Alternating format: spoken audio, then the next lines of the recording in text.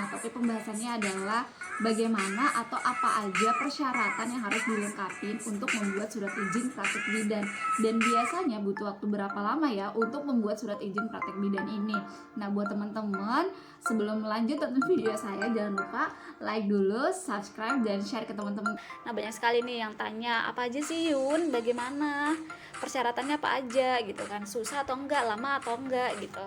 Jadi untuk melengkapi semua persyaratan itu sampai bisa menjadi SIPB kita ada 9. Yang pertama yaitu surat permohonan. Nah, untuk surat permohonan ini kita bisa dapatkan apabila kita sudah melunasi iuran ranting tempat kita bekerja. Jadi kalau misalnya temen nih bekerja di wilayah karena saya tempat bekerja saya di wilayah Balikpapan Timur, jadi saya harus mengikuti ranting timur. Jadi saya harus melunasi iuran yang sudah ditentukan oleh wilayah saya.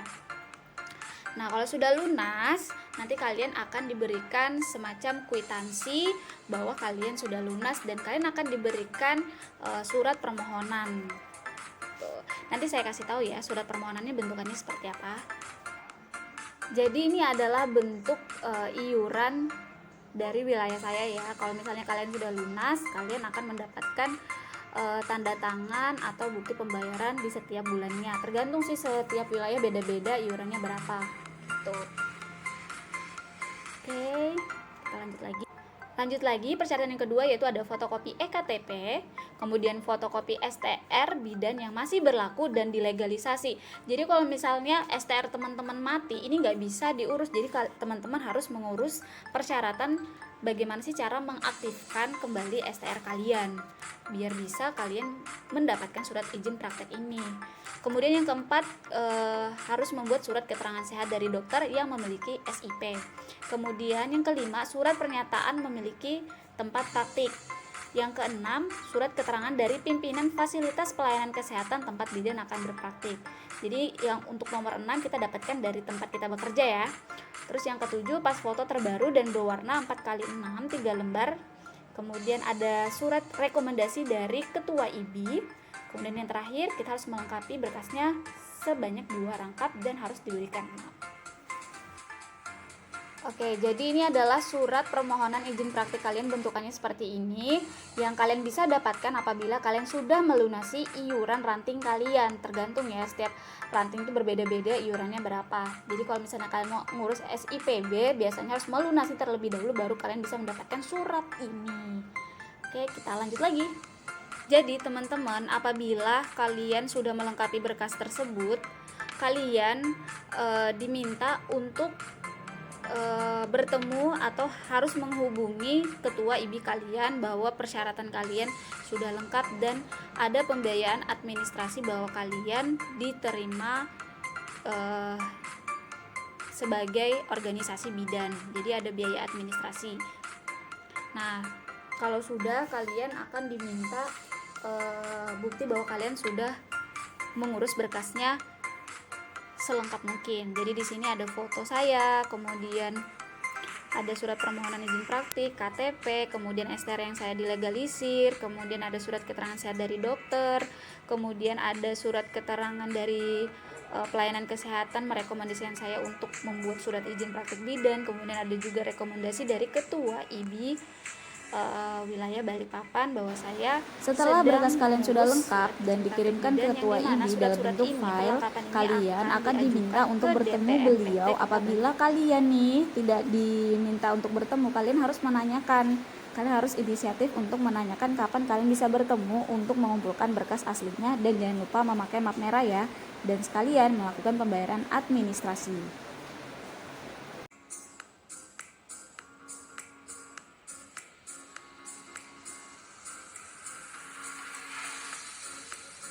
Nah, kalau sudah kalian melengkapi berkas tersebut dan membayar administrasi ke ketua IBI kalian akan dikirimkan oleh ketua IBI yaitu panduan permohonan online DPMPT Kota Balikpapan.